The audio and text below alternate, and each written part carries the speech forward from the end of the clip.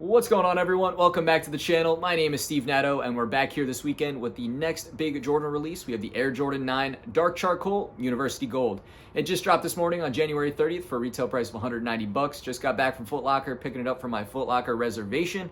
And this shoe actually seemed to be a lot more limited than people expected. I thought it was going to be a pretty wide GR that was going to be everywhere, but it seemed like a lot of stores got late shipments. So actually the prices on these things are up a lot on the secondary market. I didn't think they would go that high, but it seemed like these things were just not that available in store today. So nonetheless, was able to grab it, was excited to check it out. It seemed like a cool new Jordan 9, and it comes in with some nice materials. So we'll take a full dive into the sneaker, take a look at it both up close and on feet, get you everything you're going to need to know about the Jordan 9 Dark Charcoal. So let's get into it. Be sure to hit that subscribe button before you do, and let's jump into the video.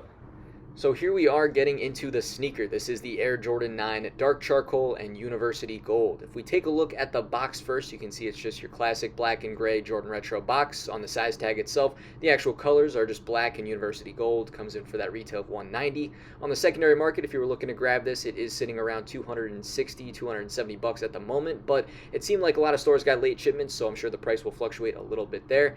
But in terms of some of the quick facts on the sizing and the fit, we can jump into that. In my opinion, Jordan 9s do seem to fit true to size. I do recommend that for Jordan 9s. The comfort is really just okay. They're a bit stiff out of the box, but are going to get better as you wear them over time. It is a shoe that's a bit bulkier, but it's really not bad, and if you like the colorway, this is definitely a solid option. And as for the shoe itself, it's pretty straightforward in terms of what we see. I mean, there's really only three colors on the sneaker. It's that black, that charcoal gray, and the University Gold, which in my opinion is more of a yellow in person. I think on camera it's coming off a bit more gold, but in person it looks to me a bit more true yellow than a gold. But in any event, you can start out with the lateral side and see the gray kind of outlining the black. It comes in this nubuck material. The actual gray that does line most of the sneaker actually has a little bit of a sparkle to it. So we saw this on a previous Jordan 9 as well, and I don't mind it. The sparkle seems a little bit more toned down on this one than the previous one that we saw, but it's a little bit different, so I thought it was worth mentioning. Then if you take a look at the midsole and the outsole, it is just all black. You can see the gold Jumpman at the heel on the lateral side as well. And then as for the actual outsole itself, you can see it's just all black with that gold Jumpman at the bottom. As far as the medial side on the shoe, you can take a look there and see it's pretty much identical to the lateral in terms of the colors and materials.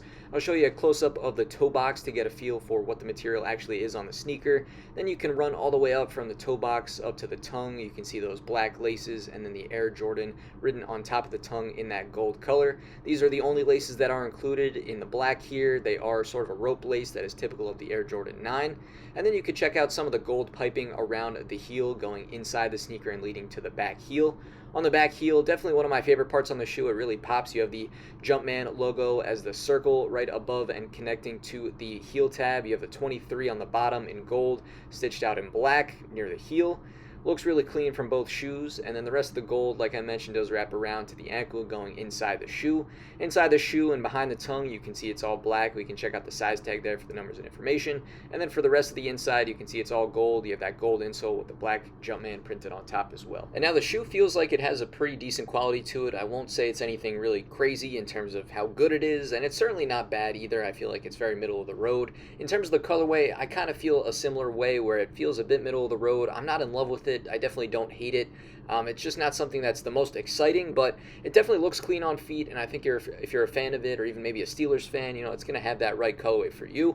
And then the yellow really pops on the shoe. It does make it feel pretty nice. The only thing I will say too is it really does feel like a winter sneaker as well. So I do feel like it came out at the right time, being, you know, kind of paired well with the cold winter we're in at the moment, so I think it works.